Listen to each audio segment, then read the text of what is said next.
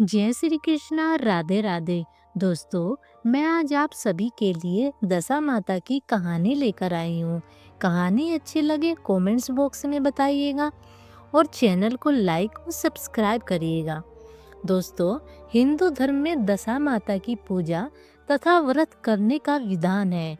माना जाता है कि जब मनुष्य की दशा ठीक होती है तब उसके सभी कार्य अनुकूल होते हैं, किंतु जब यह प्रतिकूल होती है तब मनुष्य को बहुत परेशानी होती है।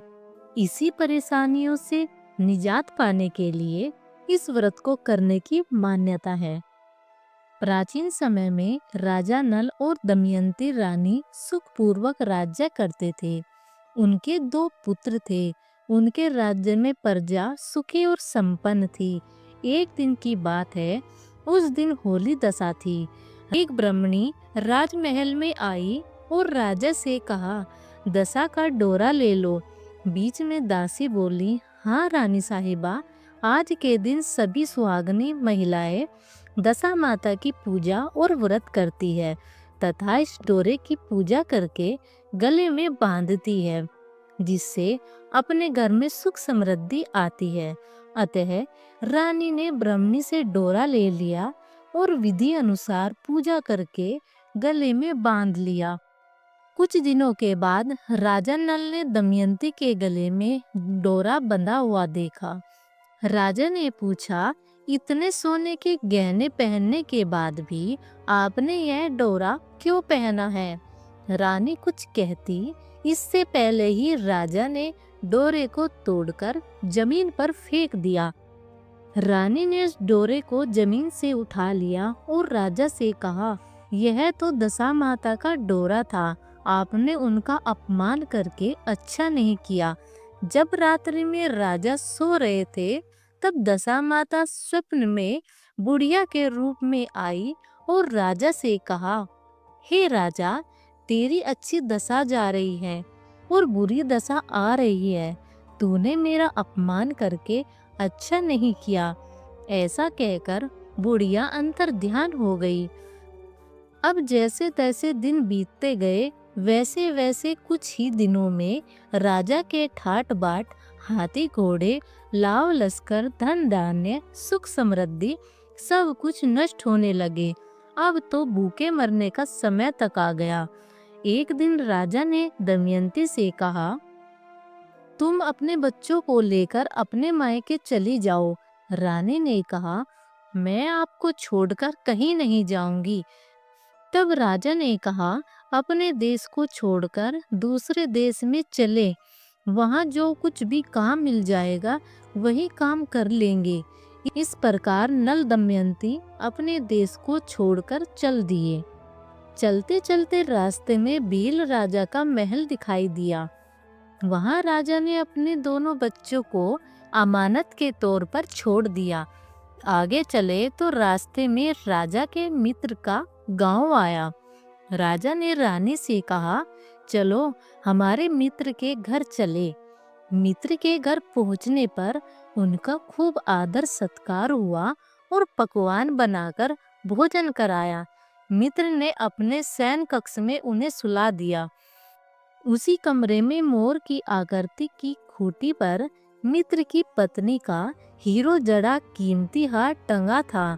मध्य रात्रि में रानी की आंखें खुली तो उन्होंने देखा कि वह बेजान खूंटी हार को निगल रही है। यह देखकर रानी ने तुरंत राजा को जगाकर दिखाया और दोनों ने विचार किया कि सुबह होने पर मित्र के पूछने पर क्या जवाब देंगे। अतः यहाँ से इसी समय चले जाना चाहिए। रानी और राजा दोनों रात्रि को ही वहाँ से चल दिए। सुबह होने पर मित्र की पत्नी ने खूंटी पर अपना हार देखा तो हार वहाँ पर नहीं था। तब ने पति से कहा, तुम्हारे मित्र कैसे हैं जो मेरा हार चुराकर रात्रि में ही भाग गए? मित्र ने अपनी पत्नी को समझाया कि मेरा मित्र कदापि ऐसा नहीं कर सकता। धीरज रखो, कृपया उसे चोर मत कहो। आगे चलने पर राजा नल की बहन का गांव आया। राजा ने बहन के घर खबर पहुंचाई कि तुम्हारे भाई भौजाई आए हुए हैं। खबर देने वाले से बहन ने पूछा, उनके हाल चाल कैसे हैं? वह बोला, दोनों अकेले हैं, पैदल ही आए हैं तथा वे दुखी हाल में हैं। इतनी बात सुनकर बहन थाली में गांदा रोटी रखकर भैया भाभी से मिलने आई। राजा ने तो अपने हिस्से का खा लिया, परंतु रानी ने जमीन में ही गाड़ दिया। चलते चलते एक नदी मिली। राजा ने नदी में से मछलियां निकालकर रानी से कहा, तुम इन मछलियों को भूनो, मैं गांव से परोसा लेकर आता हूँ। गांव का नगर सेठ सभी लोगों को भोजन करा रहा था। राजा गांव में गया और परोसा लेकर वहां से चला तो रास्ते में चील ने झपाटा मारा तो सारा भोजन नीचे गिर गया। राजा ने सोचा कि रानी विचार करेगी कि राजा तो भोजन करके आ गया और मेरे लिए कुछ भी नहीं लाया। उधर रानी मछलियां भूनने लगी तो दुर्भाग्य से सभी मछलियां जीवित होकर नदी में चली गई। रानी उदास होकर सोचने लगी कि राजा पूछेंगे और सोचेंगे कि सारी मछलियां खुद ही खा गई। जब राजा आए तो मन ही मन वे समझ गए और वहां से आगे चल दिए। चलते चलते रानी के मायके का गांव आया। राजा ने कहा, तुम अपने मायके चली जाओ, वहां दासी का कोई भी काम कर लेना, मैं इसी गांव में रहकर कहीं नौकरी कर लूंगा। इस प्रकार रानी महल में दासी का काम करने लगी और राजा तेली के घाने में काम करने लगा। दोनों को काम करते करते बहुत दिन हो गए। जब होली दशा का दिन आया तब रानियों ने सिर धोकर स्नान किया। दासी ने भी स्नान किया।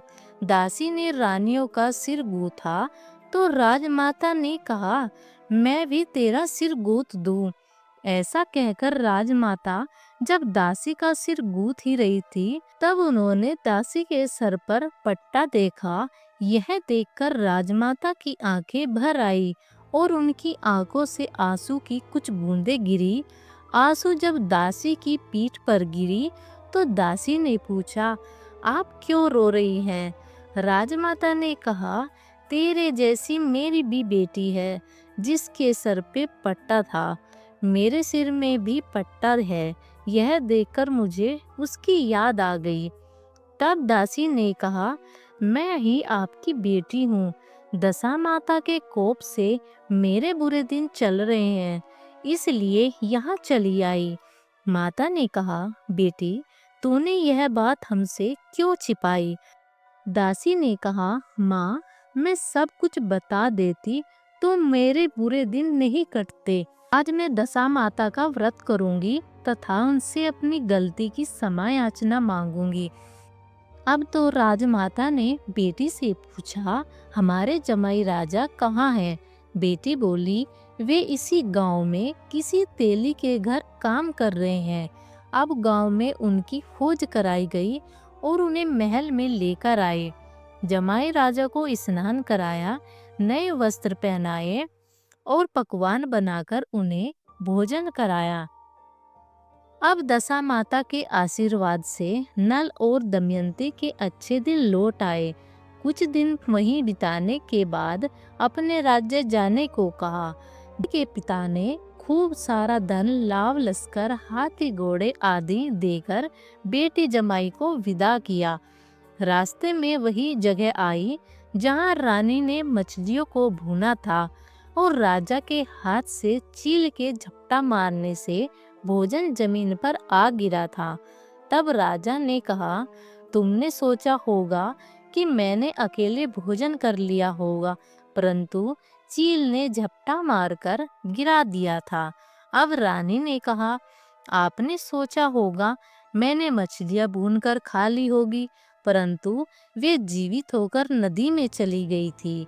चलते चलते अब राजा की बहन का गांव आया। राजा ने बहन के यहाँ खबर भेजी। खबर देने वाले से पूछा कि उनके हाल चाल कैसे हैं। उसने बताया कि वे बहुत अच्छी दशा में हैं, उनके साथ हाथी घोड़े लव लश्कर है। यह सुनकर राजा की बहन मोतियों की थाल सजा कर लाई। तभी दमयंती ने धरती माता से प्रार्थना की और कहा, माँ आज मेरी अमानत मुझे वापस दे दो। यह कहकर इस जगह को खोदा जहाँ गांधा रोटी गाड़ दिया था। खोदने पर रोटी तो सोने की और गांधा चांदी का हो गया। ये दोनों चीजें बहन की थाली में डाल दी और आगे जाने की तैयारी करने लगे।